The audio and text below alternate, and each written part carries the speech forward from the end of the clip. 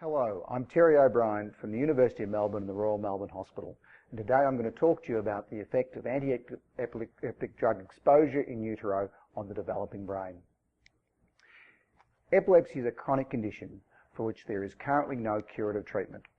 Therefore, many women need to continue to take anti-epileptic drugs during and following pregnancy to reduce the occurrence of seizures, which can have serious safety, health and social consequences for them, their babies and others. It is now widely recognised that children born to women with epilepsy who are taking anti-epileptic drugs during the pregnancy have an increased risk of having a birth defect, which is overall 2 to 3 times that of the general population. While there are a number of factors that could contribute to this risk, it's generally believed that the greatest effect is from the anti-epileptic drugs, with higher dose valproate carrying a particularly strong risk. The risk of birth defects is confined to the first trimester, the primary period of organogenesis. The neural tube closes by the end of the 3rd week post-conception, often before the woman even realises she is pregnant. Therefore, it's been common clinical practice for doctors to recommend that after the first few weeks, the primary concern should be about optimising seizure control.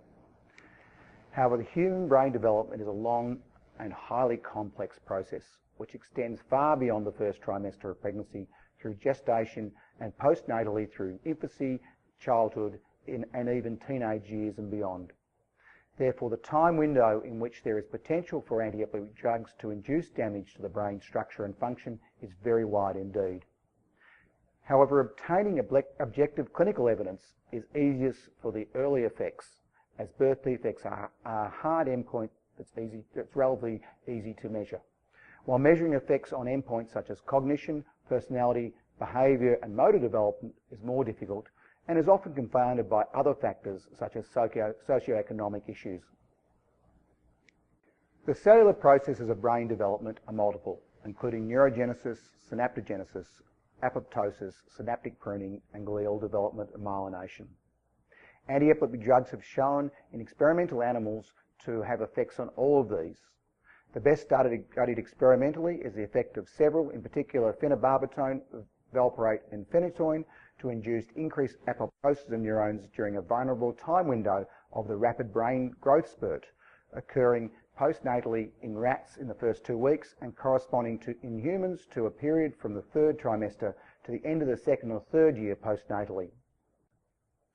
As I've previously mentioned, the question of whether these adverse cellular effects of anti-epileptic drug exposure is translated into significant harmful neurocognitive and neurobehavioural effects in humans is a difficult thing to study.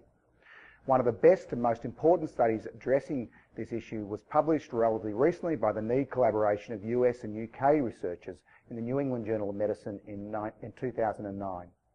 This paper reported a prospective observational multi-centre study with blinded cognitive testing at 3 years of 309 children who were exposed to monotherapy with valproate, carbamazepine, lamotrigine or phenytoin during pregnancy, adjusting for many of the potential confounding factors.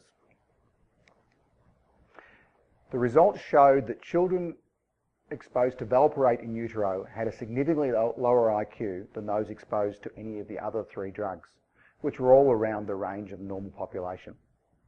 There was no non-AED exposed control group, unfortunately. However, it is critical to look at the data when stratified by dose, with the effect of valproate only being significant in mothers who took the dose more than the median of 1,000 milligrams per day.